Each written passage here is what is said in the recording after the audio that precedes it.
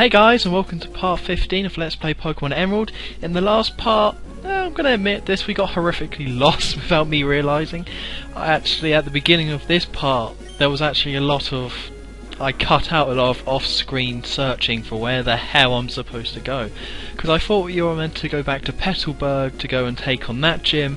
Turns out that's not the case. I mean, I remembered that I had to go back, but yeah, we don't actually have to go back there at all, so instead we're going to be heading towards Lavaridge Town, which now that we've taken out Team Magma, we can now use this cable cart just to go all the way up to the mountain, so that's pretty cool. I mean, yeah, it was very embarrassing, actually. I had to look it up exactly where I was supposed to go, because I got super confused. I was like wandering around, thinking, oh god, I've messed up, what am I doing? What am I doing? I went to Petalburg, my dad was just, alright son, how's it going? But I was like, come on dad, let's have a little fight. And he was like, no, I'm having none of that son. Alright, I'm having none of it. So yeah, what you're actually supposed to do, I think, I got this really uneasy feeling that I was doing everything wrong, because I went all the way round and down, when you're not supposed to do that, and now I'm coming back up to this place, but yeah, I got confused, okay? I'm going to admit it, a confusing time. But what I think you're supposed to do is come up here and you can see Team Magma's up to their old tricks. I say that, but this is like the very first time we've really seen Team Magma. I mean, we saw them before, but they didn't really do anything. I mean, but still, they're up to their old tricks, I'm guessing. I'm new to this region. I just moved here with my mum and I'm already fighting criminals. God damn it. You know, it hasn't been that long, so yeah. So we've got a few Team Magma battles to do here. You can probably guess what Pokemon they use the most. Numel. Pretty much because Numel's like the only fire Pokemon we've really seen apart from Torchic. Although we haven't actually seen Torchic at all because I didn't pick it, May didn't pick it, so it's just rejected all alone back at Birch's place, so yeah, we haven't actually seen it. But we've got a double battle straight away, we take them out, pretty easy. Again, Team Aqua, Team Magma, you shouldn't have any trouble with just their grunts because they're not that great. But apparently what's going on here is that Team Magma and Team Aqua, they're having a bit of fight, because apparently Team Magma is doing something terrible. I mean, I honestly don't care. Again, this is, you're a nice guy, so you're just there kind of trying to help out, but me, I was trying to get past those two guys that were battling, you know? If I just wanted to say, just excuse me guys, I'm just going to edge past the Poochinas. I mean, I can battle you two, I could have done a double battle, that's what I would have done in real life. If I saw two guys fighting, just, come on, that's it, you both suck, bring it on. Floss, kick their ass, and then gone through. Just left it, but no. The game forces you to save the world. Ah, god damn it. Oh well, not too bad. I had some harsh times here leveling up Floss. I mean, Numel isn't the best Pokemon just to take out, and I got very unlucky there with the burn, so Floss was burned and then got taken out, and yeah, Floss is now dead, so yeah, Floss won't actually be useful for the rest of, you know, this whole battling area, which is kind of annoying, so instead I sent out Eric, because Eric was quite a low level. And there's Takedown, or Eric could have just learned Takedown then, but everyone seems to love Takedown, but I don't like the idea of my Pokemon taking damage when it does a hit. You know, Takedown might be a powerful hit, but if I've typed up or done type matching, like say with Eric, if I was against a normal Pokemon, if I just attacked using like Headbutt, and then they used like Tackle on me, that would do 1 HP. Then I could just do another Headbutt and kill it. You know, but if I use Takedown, I'm guaranteed to take a load of damage. I may take it out with one hit, but it's not really worth it, you know? I don't know, a lot of people seem to like Takedown, I just think it's a bit of an overrated move myself, so just saying. So we come to the top of this mountain, Mount Chimney. Although it seems for a mountain it's got an awful lot of lava. I would probably say this is a volcano or something. Yeah, it's the lava that really puts me off. The boiling hot rock, you know, the melted rock, or whatever lava's meant to be. I don't really know. But Team Magma, apparently they're making more land by trying to erupt this volcano, and for whatever reason it has something to do with the meteorite that they stole. So, science, that's science, there we go. Pokemon games are famous for having really good science and the facts straight. You can use meteoroids to explode volcanoes. It just makes sense. So this battle kind of tricky. He actually has decent level Pokemon, so you can easily just mess up. So I put Kips at the front because I thought, well, it's Team Magma, he's bound to have some fire Pokemon, so if I just use Water Gun I can take him out easily. Unfortunately he had Mightyena as his first Pokemon, which was annoying because even though Kips won, it took a stupid amount of damage, which I didn't really want to happen. So instead I just sent out Gummy to take out this Zubat because I didn't want Kips to die, because I knew there would be some sort of fire Pokemon. I mean, he has to, right? So I sent out Gummy, and Gummy can also use Psybeam, which does a ton of damage to poison types, I think. Or Psychic is super effective against poison. And he actually used up all his super potions, so whatever this Pokemon's going to be, he won't be able to use a super potion. For me, unfortunately for me, it's a Camerupt.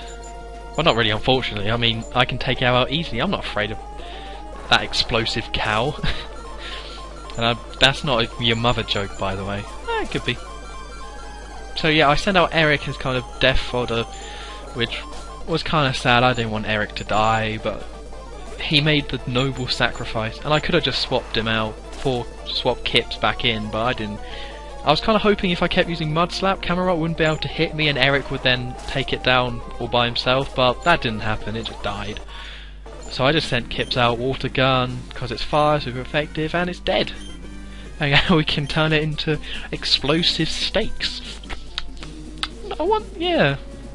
Because it's like a lava Pokemon, there's lava coming out of it, do you think when it dies and you eat it that the steaks are already cooked, you know? All you have to do is poke it in the eye, piss it off real good, and then the more you piss it off, the more lava erupts and all that, so if you want your steak blue, you just kill it straight off and eat it. But if you want it, you know, well done, you poke it in the eye a lot, and then it gets really pissed off and you have a cooked steak. Fantastic. So one thing I kind of did, but you can easily miss out on, is pick up the meteorite. I don't know if you need it. I can't really remember at this point if you need it, but it does seem like something that's important, you know. A meteorite that can blow up a volcano to create new land, as Team Magma boss, that guy kept telling me. So we're at the Jagged Pass, which technically isn't a route, I don't think. It's kind of weird. It is a route. It definitely is a route, but it doesn't count as a route because it has a different name. And what I'm doing here, I was checking to see if I had any healing items, any revives, because obviously Floss is still level 21, which isn't as high as the other one, so I went back to the Pokemon Center, which took quite a while, so I just cut it out, you know.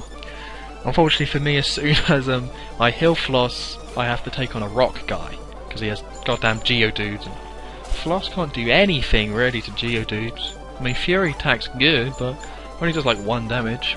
So I am doing the old classic, send it out, take it back in. But then we encounter this Baltoy, which is a new Pokemon in this generation. I think it's Psychic type. It might be Psychic and Rock type, but it's definitely Psychic type, so I hit it with Fury attack just because I kind of forgot that it was Psychic initially. Then I was like, oh yeah, I've got Astonish, that's Ghost. It's going to do like a million points of damage. It's going to be well good. Fortunately for me, he hits me with Rock Tomb, which does also a lot of damage and is super effective, but because I'm like Master Pokemon number 1 awesome guy, I take it out anyway. And Floss is back to having 4 health. Ah, it's hard leveling up Pokemon at this point. I really should just do it off screen. I promise you, the next Pokemon I catch, I'm going to level it off screen so it actually does well against other Pokemon. I promise you this, alright? That's an Onstorm 23 promise. We actually find on this route, or Jagged Pass, another Team Magma guy, which is kind of interesting, you know, because usually they would all just disappear and you wouldn't see him until the next encounter, but this guy is just hanging around. Not sure what he's doing here, but... And here's something I want to talk about. Sleep sucks, okay? Not in real life. Putting Pokemon to sleep is a bad thing to do. It just doesn't work. Because the game is so biased against the player when it comes to sleep. Whenever you get put asleep, you're asleep for ages, you know? And I don't know exactly how it all works. I mean, if someone's watching this, I don't really care about all the stats, but if you're going to comment doing that, but I'm pretty sure that if you take a lot of damage, you have a higher chance of waking up. But the game is so biased towards the player. When you go to sleep, you're asleep for ages. You know, I've taken a lot of damage before and still been asleep and just get killed, which is bloody annoying. but when you put them to sleep, they take a few hits, oh, they're awake again. So really, attacks like Sing or Lullaby or other attacks, I would not recommend doing, would not recommend using at all, just because of how biased the game is towards the player when it comes to sleep. Use Paralyze, you know, paralyzing Pokemon is probably the best thing to do, or poison them, or, you know, badly poisoning them, you know, hopefully, so. You're going to notice again, I'm not going to fight every trainer, it just takes too long, you know. This part is kind of a short part, and I'm sorry about that, and I probably could have easily taken on more trainers, but I didn't really feel the need to, you know. I mean, Floss does need the XP, but I just, you know, I couldn't really be bothered. I fight most of the trainers, you know. I don't want to fight all of them, you know. I'm not some sort of Rayman.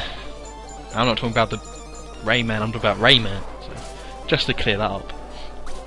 And Floss actually finally levels up to level 22, so Floss isn't actually that far away now. Although Floss actually takes ages to level or to evolve, so we're nowhere near that. So Floss is going to be kind of not rubbish, but not that great for you know, until he evolves, really. A bit like Gandhi was in Pokemon Pearl. When he was a Meditite, it was terrible, but when it evolved into Medicham, it was pretty damn. It was like one of my best. Although all that squad was good. So. See, I got put asleep here. Floss is about to die, and Floss is still asleep. Does it wake up? Okay, I didn't get a chance to wake up, but it's still asleep. But when I put that Poochyena to sleep, it just woke up in a turn. It's ridiculous, you know. It's just crazy. So again, Floss is asleep and weak. So I just put Eric out at the front. You know, if Floss doesn't have a chance to fight Pokemon, then I won't bother. And this is something I was trying to show before. You know the Rock Dude, when I was going side to side, and they'll just quickly switch wherever you are. Yeah, I did that on that guy, and you can see it clearly. I was actually trying to get past this little camper, but Ethan, you can't get one past on Ethan. Fortunately for me, Ethan only has a Zigzagoon, so he sucks. So, oh no, he has a Tallow as well. It's kind of crazy with Tallow because we haven't usually in these games or most generations you would have one, you know, bird Pokemon and you would see it all the time. But this one, Talon's the main bird Pokemon to catch, and you barely see it. You know, it's kind of a nice change of pace, really. We just keep seeing Numel and Shroomish. But I think we're heading towards the end of the part here, so we finally got to Loveridge City, or town, I think yeah. So in the next part we will be taking on the gym. So I've been Honest on 23, and I will see you next time. Goodbye.